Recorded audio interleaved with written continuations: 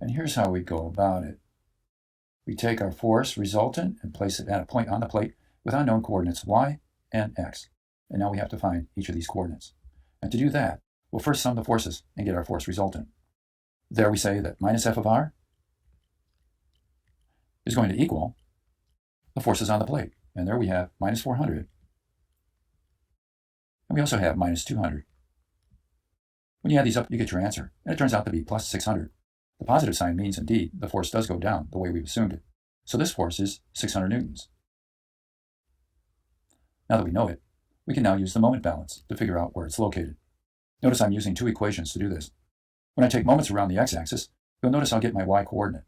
And so here we have the moment of this force around the x-axis, and that moment is going this way. In other words, it's a negative moment. So I write it as minus 600 times y, our moment arm.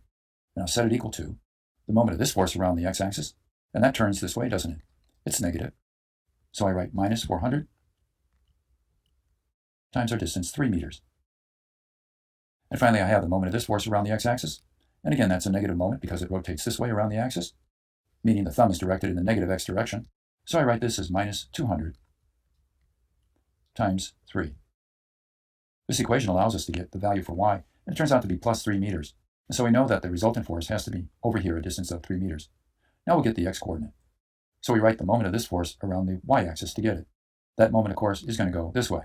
It's a positive moment, isn't it? And the reason, of course, is because the thumb is directed in the positive y direction. So I write this as 600 times our moment arm distance x. I set it equal to the moment of the 200 Newton force around the y-axis. That moment goes this way, positive. So I write it as 200 times 2. And finally, we have the moment of the 400 Newton force around the y-axis. Again, it seems to turn the same way, doesn't it? Positive. And so we write it as plus 400. And our moment arm distance in this case is 4. If I solve this equation for x, I get my value of 3.33 meters.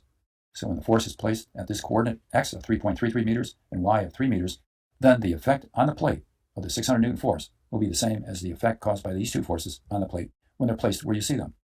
And that's why the force systems are equivalent. They create the same external effect on the plate. With no supports, the plate will tumble in space in the same way, and with support, they'll create the same reactions in both cases. So having completed this problem, now we'll end the lesson.